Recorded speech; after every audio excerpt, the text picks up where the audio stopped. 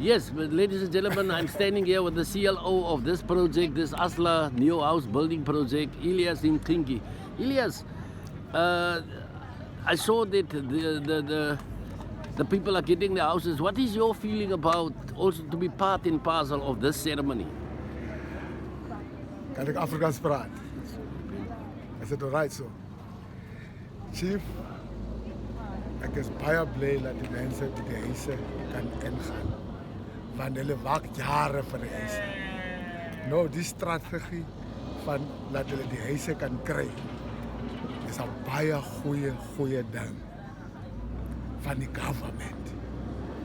Die RDP houses is eigenlijk die ANC wat hy strategie gebring het in die government.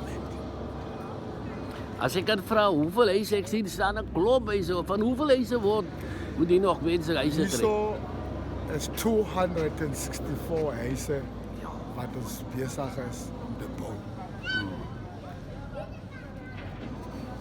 Meer of meer met omtrent van nou tot Oktober maand, dan sal ons die huise klaar bou. Okay. Dan sal al die mense wat nog moet by die huise inkom, dan sal hulle inkom.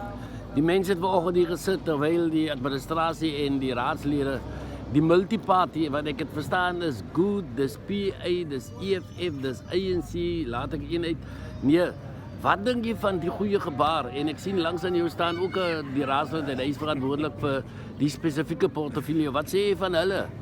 Die saamwerk van die partye wat nog by mekaar is, hy moet baie sterk wees dat die mense se lewe kan aangaan. Dat is my sin. Baie dankie, né?